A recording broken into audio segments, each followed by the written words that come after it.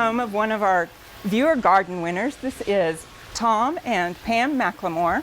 And we are actually located south of Weatherford, just about 5 miles from Colony. Yep. And it's hot. It's really hot and it's really windy. However, they have created an oasis out here, and we're just so glad that you invited us to come and take a look. I'm glad you came. Yep. So, Tom, you're kind of the driving force behind your water garden that you have here. How did you get started with it? We started really small, about 150 gallon, probably in 2 tanks, and we went up from there. And this is what we ended up with. I mean, it was a lot of work, but I enjoy it. Well, that's great. Yeah. So you didn't start out on a huge scale. You kind of expanded. Yeah. And do you have plans to expand anymore? I don't think so. No. I think this is big enough. So, yeah. Well, very good. Yeah. Well, let's take a look at some of the things that you have here. Now, this water garden, for the most part, the plants that you have in it are they native? Are they they're winter hardy? Is that correct? They're winter hardy. Okay. Yeah, I don't have to take them out of the pond at all. No. The only thing I take out is water papyrus over there. I take those out and put them in my greenhouse. Oh, very good. Other than that, I don't take anything out of the pond at all. The water lilies all stay in. That's great. And, they just winter over. Now, how deep is your pond? At the deepest part, probably about 3.5 feet. Okay, so you don't have to worry about it getting too much ice on it and freezing stuff out. It will freeze a little bit on top, but no, not real bad. Well, good. No. Very good. I keep enough water moving with my pumps all winter long that it keeps most of the ice off. Very good. Now, you were talking about that you enjoy working on this and you've enjoyed putting everything out, but the amount of work that you have to do at this point is not overwhelming, is it? No. I do a little cleaning on my filters, and other than that, I don't do anything. Maybe add a little water to it is all. It's very nice. Now, in addition to the larger pond, you also, I noticed that you have some bogs around. What types of plants do you have growing in your bogs? That is sweet flag in there, and then there's some native arrowheads that I found on the creek here that I put in there. And I'll also have some in some other little tanks on the outside.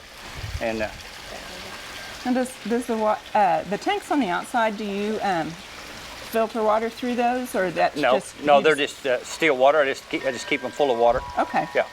Yeah, I'll let them dry up a little bit, and then I'll fill them back up, and there's no circulating water or anything out there at all, and no fish or anything over there. So. And you have, looks like 3 different kind of water return areas. You've made a fountain, and then tell me what your newest addition that you put in. We've had that pod, and I made a water feature with it out front. I have a little small one in the front, and I stood it up and put a pump and everything in it to let it cascade over the side, and it didn't work as well as I thought. So we come up with this plan when we needed more water running through it. So I hooked it up to my bigger pump and put it on the side, and it works really well. It looks like it. Yeah. I really like the effect that it has. And it also, this has such a nice sound to it with all of the water. Yeah, right. It's not real noisy, but you can hear it and sit out here and enjoy it in the evenings. It's a lot cooler than what it is right now. So. Oh yeah. Yeah.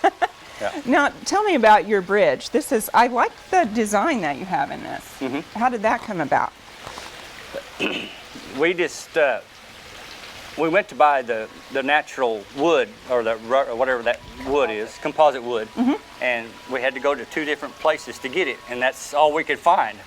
And so we had to kind of stagger it either way and make the boards come out where I have enough to finish from one end to the other. That's all I could find. So. And it's got metal framework. And, metal framework and all. So. Underneath. Oh, okay. So it'll hold a lot of weight then. Oh, quite a bit of weight. Yeah. So, well, it's kind of nice when you figure out, even though it's not the original plan, what you end up with at the end is even better. Even better. Yeah. It turned out really well. Yeah. It really did.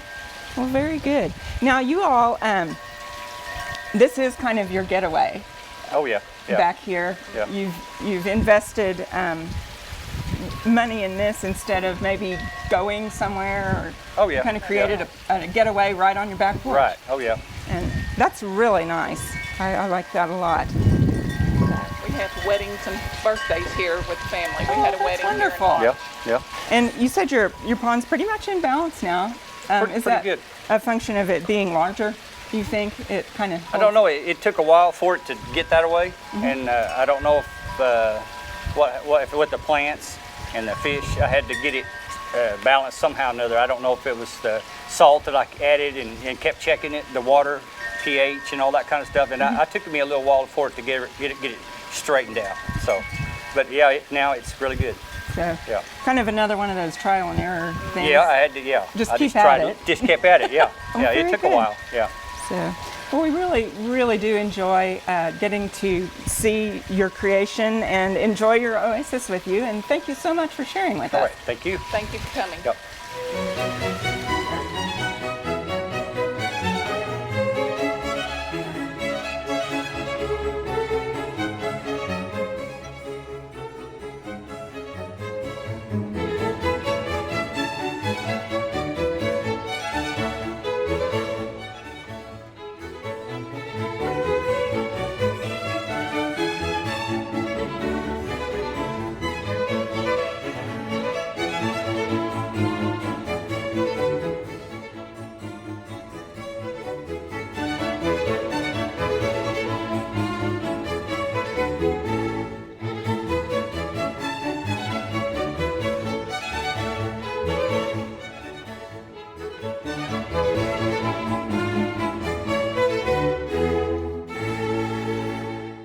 We hope you enjoyed this video. It's part of our Oklahoma Gardening YouTube channel.